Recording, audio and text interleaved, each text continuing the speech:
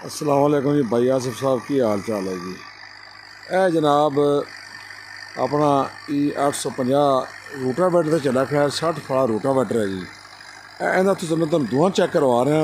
ਤੁਹਾਨੂੰ ਦੋਵਾਂ ਬਿਲਕੁਲ ਬਾਰੀਕ ਨਜ਼ਰ ਵਾਲੀ ਐਨਕ ਲਾ ਕੇ ਚੈੱਕ ਕਰੋ, ਤੁਹਾਨੂੰ ਨਜ਼ਰ ਦੋਵਾਂ ਨਹੀਂ ਆ ਰਿਹਾ, ਠੀਕ ਹੈ ਨਾ। ਅਤੇ ਅਸੀਂ ਇਹਨੂੰ ਭਾਈ ਆਸਿਫ ਲਿਆ ਹੀ ਇਸ ਗੱਲੋਂ ਹੈ, ਇਸ ਕੰਮ ਵਾਸਤੇ ਲਿਆ ਹੈ ਤਾਂ ਕਿ ਰੂਟਾਵੇਟਰ ਸਾਡਾ ਜਿਹੜਾ ਨਾ ਉਹ ਅੱਛੇ ਤਰੀਕੇ ਚੱਲਦਾ ਰਹੇ। ਇੱਥੇ ਹੁਣ 85 ਪਾ ਦੇ ਨਾ ਅਤੇ ਦੋਵੇਂ ਦੀ ਲੰਬ ਕੱਢਦੇ ਸੀ ਉਹ। ਇਹ ਮਗਰ ਰੂਟਾਵੇਟਰ ਦੇਖੋ ਜਨਾਬ, ਇਹ 60 ਫਲਾ ਰੂਟਾਵੇਟਰ ਹੈ ਜੀ। ਅਤੇ ਇਹ ਕਿਵੇਂ ਚੱਲਦਾ ਪਿਆ ਜੀ।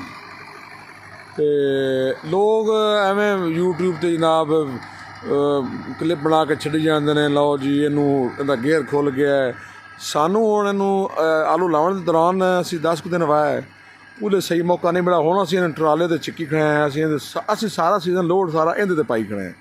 ਟਿੱਲਰ ਦਾ ਲੋਡ ਇਹਦੇ 'ਤੇ ਹੈ, ਰੂਟਾਵੇਟਰ ਦਾ ਲੋਡ ਇਹਦੇ 'ਤੇ ਹੈ, ਗੋਬਲ ਦਾ ਲੋਡ ਇਹਦੇ 'ਤੇ ਹੈ, ਠੀਕ ਹੈ ਨਾ। ਅਸੀਂ ਇਹਦੇ 'ਤੇ ਕੋਈ ਸੀ ਨਹੀਂ ਕਰਦੇ ਪਏ ਔਰ ਇਹਦੇ ਨਾਲ ਜ਼ੁਲਮ ਵੀ ਨਹੀਂ ਕਰਨਾ, ਕਿਉਂਕਿ ਅਸੀਂ ਇਹਦੇ ਪੈਸੇ ਪੇ ਕੀਤੇ ਨੇ।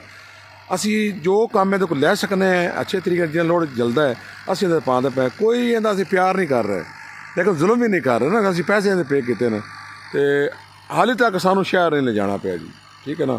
ਇਹਦਾ ਤੇਲ ਬਦਲਾ ਸੀ 50 ਘੰਟਿਆਂ 'ਤੇ ਅਤੇ ਬਾਕੀ ਤੇਲ ਅਸੀਂ ਫਿਲਟਰ ਲਿਆ ਕੇ ਲਾਹੌਰੋਂ ਰੱਖੇ। ਲੋਕ ਖਰਚਾ ਨਹੀਂ ਕਰਦੇ, ਤਵੱਕੋ ਕਰਦੇ ਨੇ ਬਹੁਤ ਜ਼ਿਆਦਾ।